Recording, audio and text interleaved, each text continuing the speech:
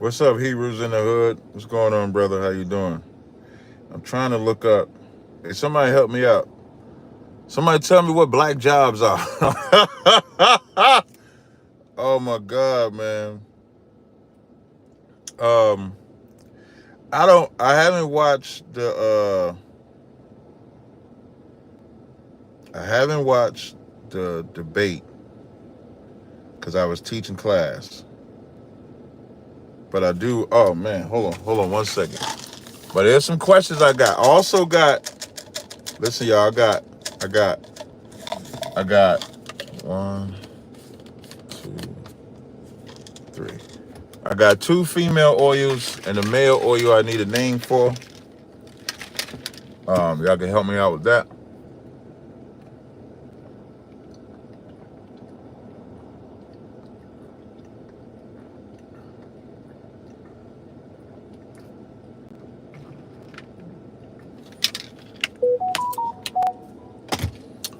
Hebrew Hood said, I thought Joe Biden just looks like Joe Biden just looks like a look at that sun shining. Woo! Look at the sun shining. Joe Biden looks like The Walking Dead, man, or The Walking Deleted. But I haven't done this in a long time, so let me get the roll call. Wait, let me get this played. Let me play this. What do you say to black voters who are disappointed with the progress? All right, so I got that saved. I'm gonna upload this video on my channel too. I'm just waiting to download it. But it was a community Shout out to the sister Holly Cotton. I had one. I did an interview. Let me blow it up a little bit. I did an interview with this sister Holly Cotton, right? This organization, and so reach out to me about. You'll notice in the video how they're doing. Normally, the community. Normally when I do interviews, I'm animated, so I'm moving around, talking and stuff like that. But in this video, the way that the video was done, so this video was pre-recorded.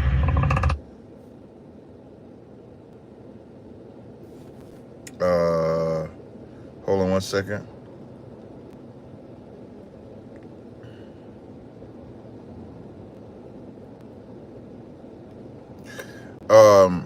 So this video was pre-recorded. Shout out to DJ. That interview was fire. I'm gonna ask if I could put it on my channel as well. So Weekend at Biden's is funny. Hey, somebody make me a meme with Joe Biden on one side, Bernie on the other, and title it Weekend at Biden's. I need that. If I was on my phone, Sakan, if you listening, Sakan, I need that meme. I need Bernie on one side, Biden on the other side, Weekend at Biden's. I need that. I need that ASAP so that I can have it first, because that's fire. So I need somebody to do that. Listen, if you do it for me, I got a free oil and butter package. Whoever can get that to me, ASAP. It got to be fire. Don't just throw some shit together. Don't just throw something together and just put 2 pictures and shit. It got to be fire. And if you could do that, I got a body butter oil combo for free on me. All right? Need that ASAP. All right. So the interview that we did, it was pre-recorded. And so the way she wanted it was, she wanted me to stay within the box of the...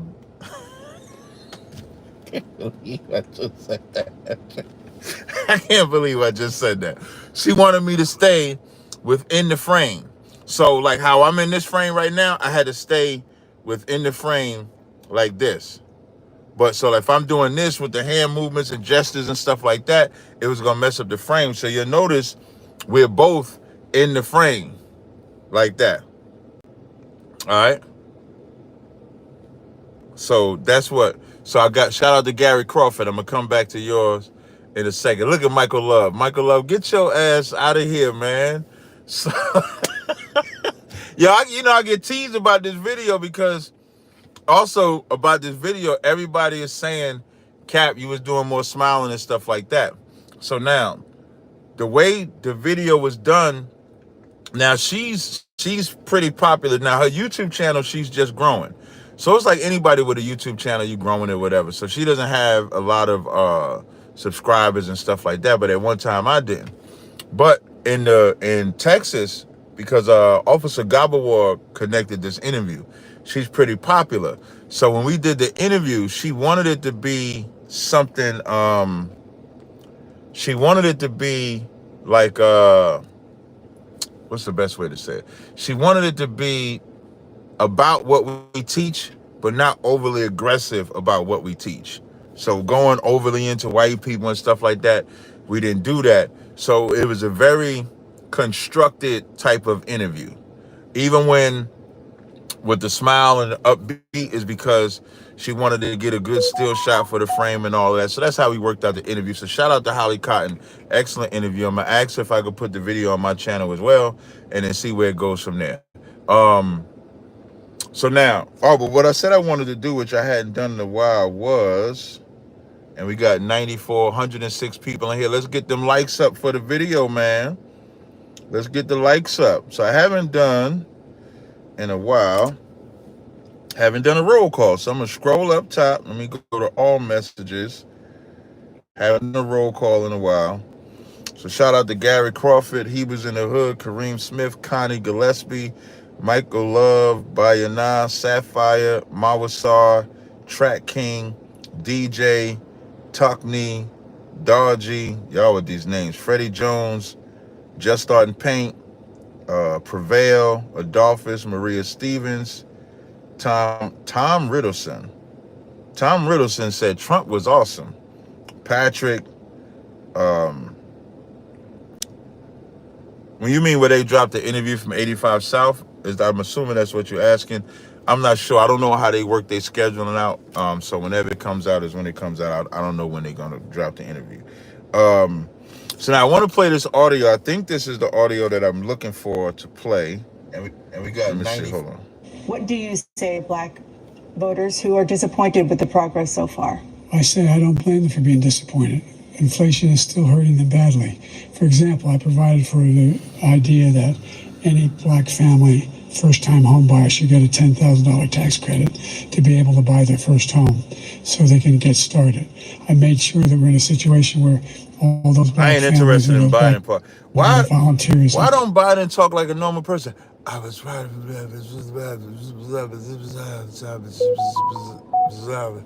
Biden talked like he had some syrup before he did the shit.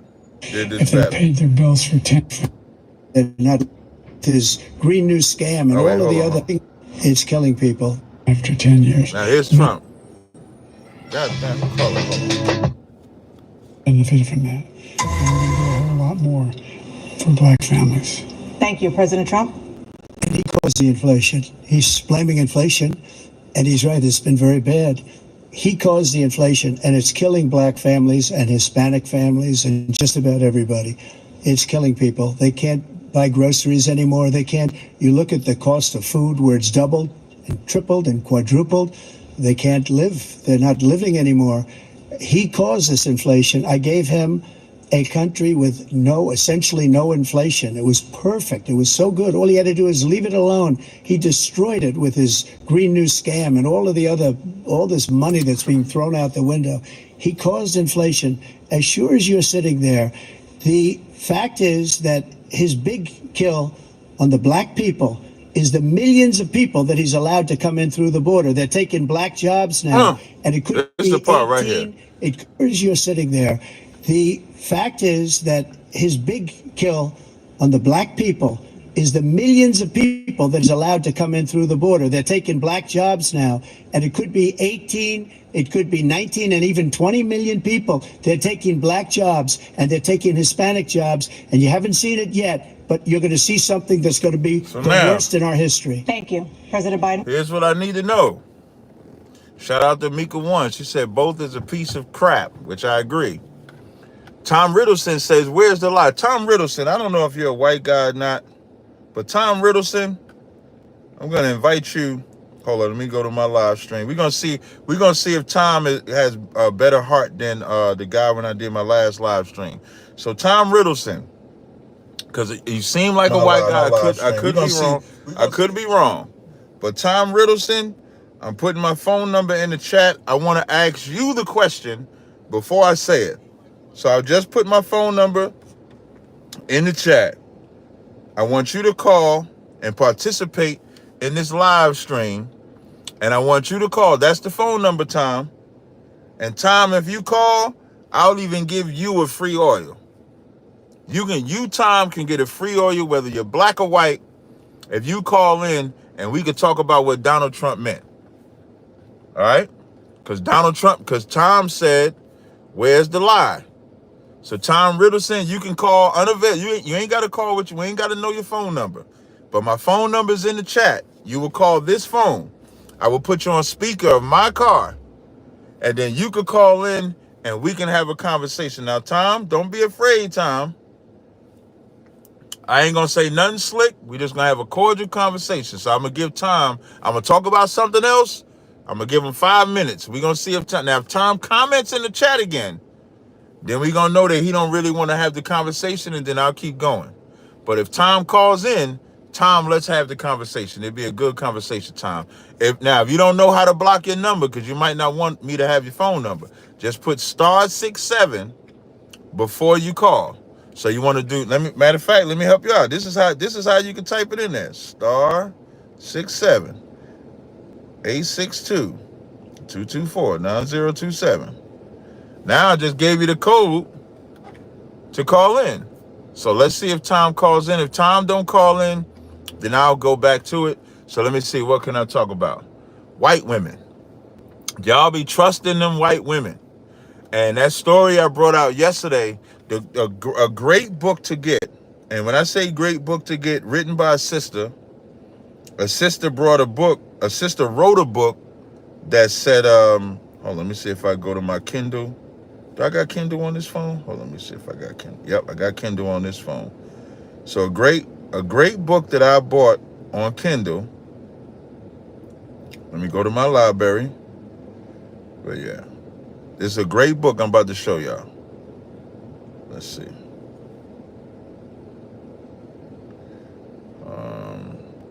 This book is called, hold on, I'm trying to see if I can get to the first page. I read so much of the page, I want to see if I can get to the first page. The name of this book is called, if y'all can see that, They Were Her Property. They Were Her Property was a book written by Stephanie E. Jones Rogers, Yale University. She's a professor. And what was beautiful about the book that she wrote, and if I was to give y'all another website, now I brought this out when I did my when I taught class last night. I'm gonna make a clip out of it too. This is on the History Channel. Let me see if I go to my history real fast. I want to read something for y'all that might have missed the class yesterday. 1 second. I'm just scrolling. Bear with me a second, y'all. Here we go. Is this the history? No, not that one. Hold on. Bear with me, y'all. History. Let me search the word History Channel. History Channel. Is this it? Let me see. Here we go. On the History Channel right here. Y'all let me know when it's been 5 minutes. I'm giving, has Tom commented since I said that? Or did time run? I don't know why people be scared to have a conversation. So this thing here says the massive, wait, hold on, let me see. Hello? Hello? Hello, is this Tom? No, I'm a different caller. You calling from watching my live stream? Yep. Okay, what's your name? My name's Blake. Okay, Blake, what do you call? Are you calling about the Donald Trump thing? Or are you calling? Yeah, I just watched the debate. Okay, so I don't know so when I was doing my live stream, I was highlighting the part where Donald Trump talked about black jobs, and I wanted to know, I was going to ask Tom, what did that mean? So was you calling about that, or was you calling just about the debate itself? No, I was calling about that. You said okay. Call in if you Yeah. So you? Okay, so if you don't mind me asking, this doesn't get you off the phone or nothing like that, or would you be what we would call a white man, or would you be a black person or something like that, ethnically wise? I would definitely be considered a white man for sure. Perfect. So now when you heard Trump say that that basically he's saying illegal immigrants or the border, people coming across the border, is taking away black jobs. The biggest question I saw online from black and white people is, what are black jobs? So is that something you want to give an answer to? Because I wanted to know what that was. Yeah, that's a good question. I guess that's tough to say. It's hard to say. I mean, from my own perspective, I don't think there is such thing as a black job. I think what he meant by that is that there are jobs that, in the context of Black America, and the jobs that are available in some of the poorer communities in Black America, I think that those jobs probably could be taken by somebody who is also living in poverty, who maybe came over the border illegally. Right. And so I could see that being a case for how a black family who's just, trying to make it, trying to find a job, maybe is struggling because of the job market and the availability. But now, let me ask you a question. And I appreciate your honesty. And because you called in, I'll give you the same deal that I gave Tom. If when we get off this phone, and this is a cell phone, if you send me your name and address, I have a business. So I sell a business. I can send you the website so you know it's a legit business. I sell a website. I have a website where I sell body butters, oils, perfumes, sprays, incense, etc. So the same way I said I would give him a free item or free product, I would do the same for you. And if you want to do it professionally, when I send you the website, I'll also send you a code so you can order directly through the website. That way it's not from me to you. I'll just give you a code and it'll be 100% free because you called into the show. So now my question that I have, when he made it specifically about black jobs, because I agree. So I partially can say immigrants come over here illegally, and my position would be that they can take jobs from anybody, because I don't look at it as just poor black people taking jobs from them, but it could also be poor white people, poor Hispanic people, poor American people for a general sense of the word. Would we agree there? Yeah, I would agree with that. Okay, so now, why do you think he highlighted for that black people's jobs were being taken away? What do you think the angle was to say that these illegals is taking black people's jobs? I think the context of the conversation, I'd have to go back and watch it in detail, but I believe that one of the main topics they discussed was their favor or lack of favor with the black community. Right. Especially when it came to Trump. And both of them, it's really not my place to say, but I don't know if it's your place to say here. No, it's your place to say. Yeah. Like you in a place to say what you want here. So whatever and that's what I want. Sure. Like I really want your honest opinion. You don't have to feel like when I have dialogues with anybody, your opinion, your thoughts should be yours 100%. I'm not going to be offended if you say something that disagrees with me or I guess agree. What I really meant was just that I lack perspective to know for sure whether or not either one of them is a good or a bad thing for the black community. That's really all I meant.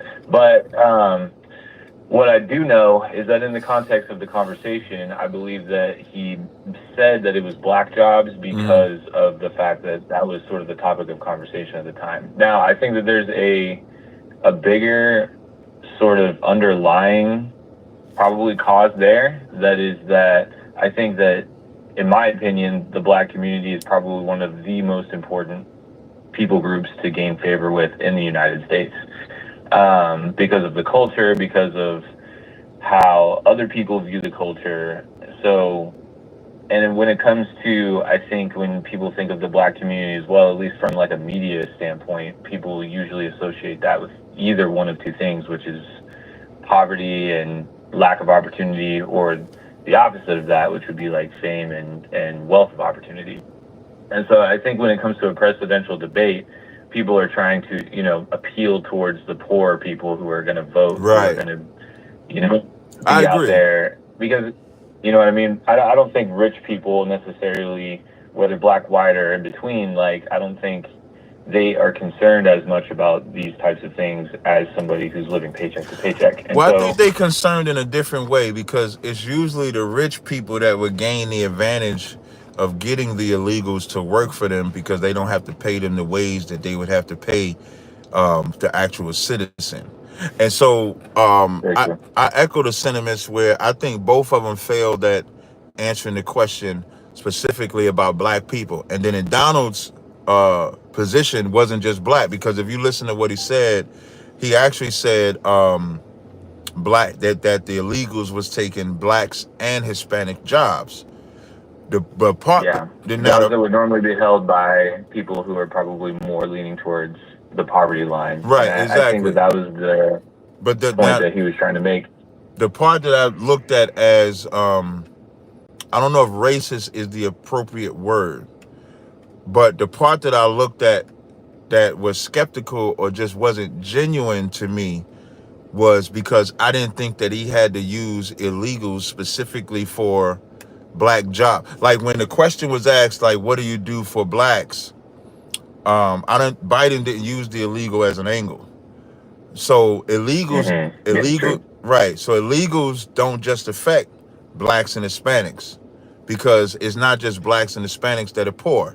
If we're going by population, because there's more white people in America than most other races, they will lead in the poor. So if it's affecting the poor blacks and poor Hispanics, it's also affecting the poor whites from getting a job everywhere. So I would think generally, if Trump made the statement and said that illegals are affecting or taking the jobs from all poor, now that's a statement. But to specifically highlight blacks as if illegals is saying, man, we're going to come over here and take the black jobs, that's what made it a little bit disingenuous. And I think if for blacks and Hispanics, if they're actually listening, a black job is not a poor job. That's just a job of circumstance. No, yeah, I agree with you. You know what I mean? Like it's just a circumstantial job.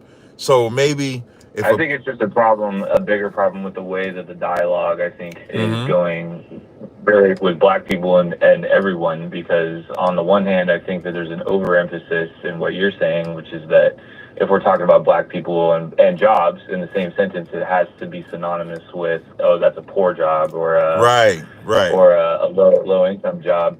And on the opposite end, it's that either white people don't exist or that they're sort of irrelevant to the conversation. Right. And I think that both of those are a huge issue with the dialogue, and that I think what I would have liked to have seen more was, instead of them more attacking each other and trying to use these sort of, and they only had 1 minute to respond. Right. So they got to be super concise in that minute response.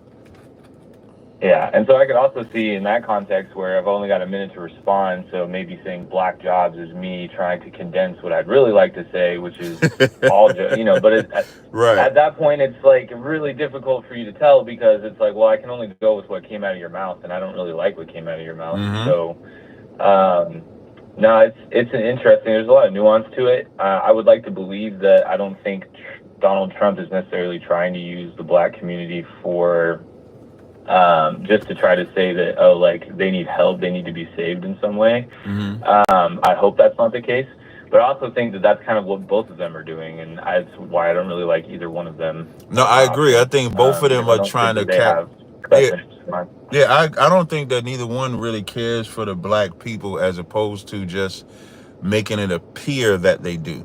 So you'll see both of them are like chilling with rappers or entertainers and stuff like that, which I always thought was weird, because I never looked at entertainers as being politically or intelligently sound to speak for any race. That ain't a racial statement. That's a period statement. Like, we don't have entertainers. I don't see entertainers that speak for Chinese. I'm talking about that are respected. Like, if you're trying to get into office, I don't see entertainers being the voice of like Chinese people, white people, Arab people. They usually pick somebody that is actually skilled in that profession. But for some reason, when it comes to... I think the main reason for that... Oh, sorry, go ahead. No, you got it, go ahead.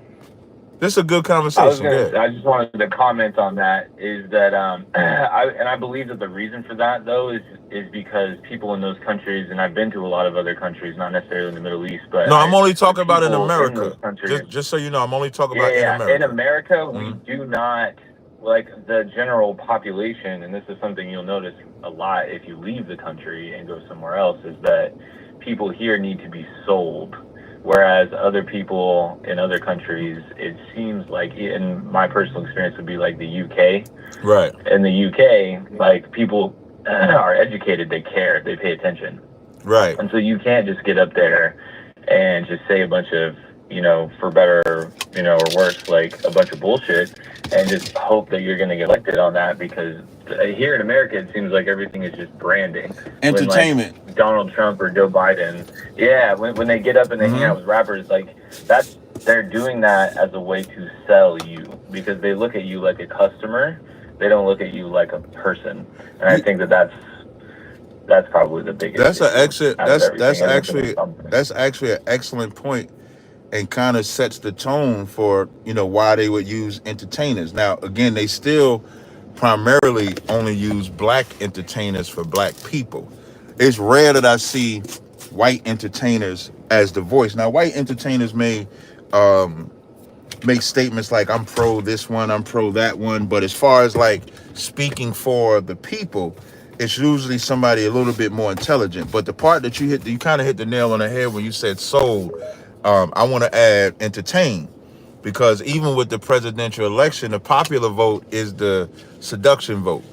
The electoral vote is actually what gets you elected. So of course, by popularity, because I remember when George Bush and Al Gore was running for office, Al Gore won the popular vote, Bush won the electoral vote. So of course he's the president, Al Gore is not.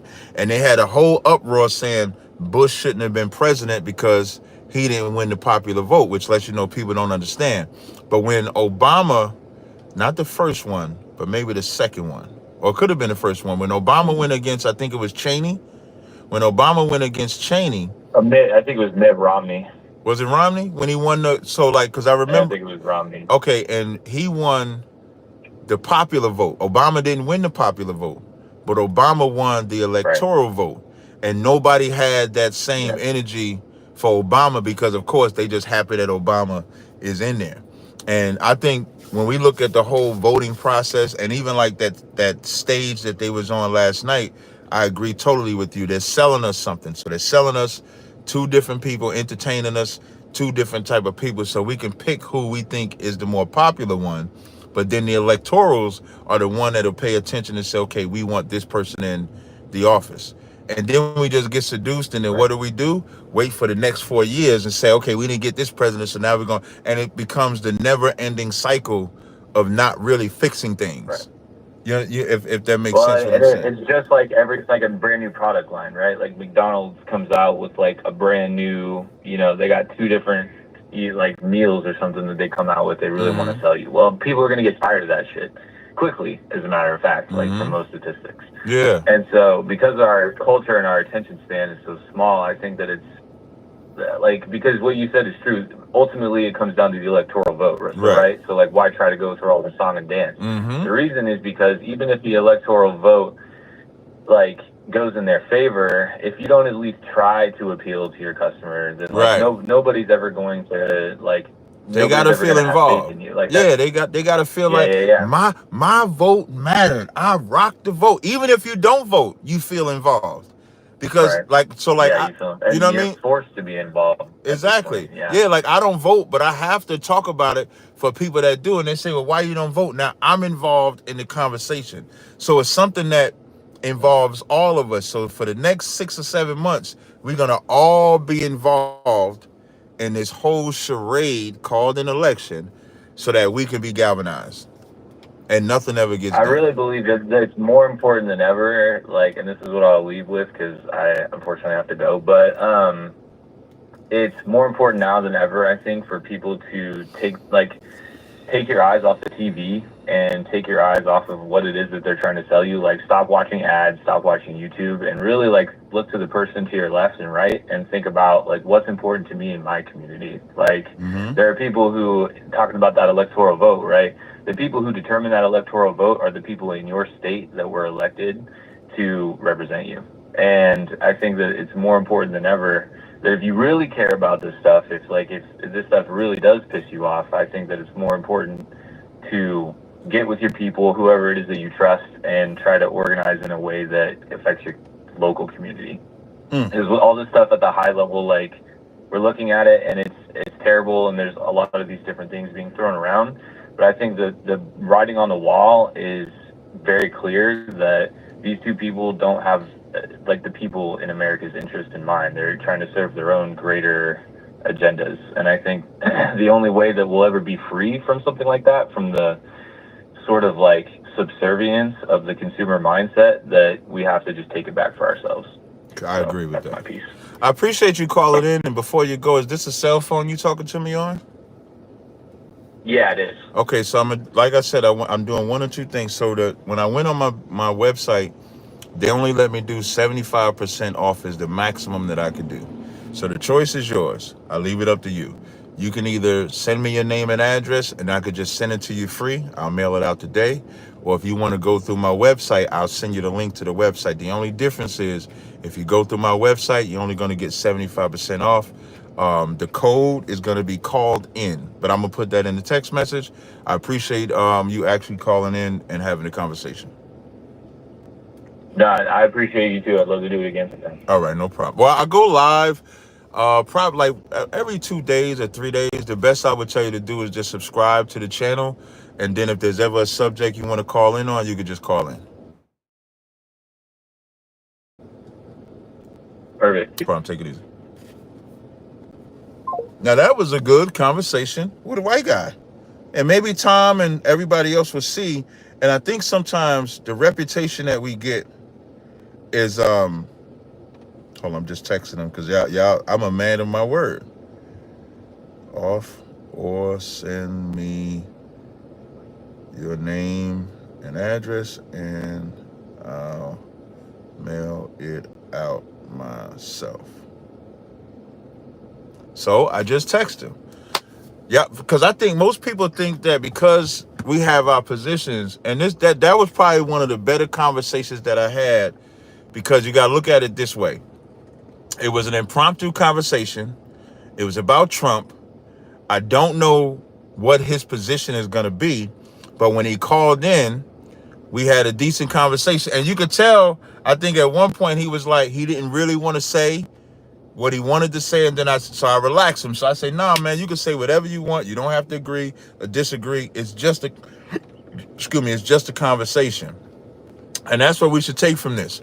When we be in these different spaces, just because I have a, if you want to call it political position, ethical position, ethnic position, does not mean that I can't have conversations with anybody. So shout out to the guy that called in.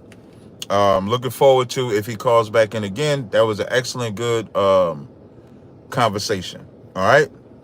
Now with that, I'm about to roll. I think that was good. Y'all let me know. Do I need to say anything after that? I thought we had a good conversation.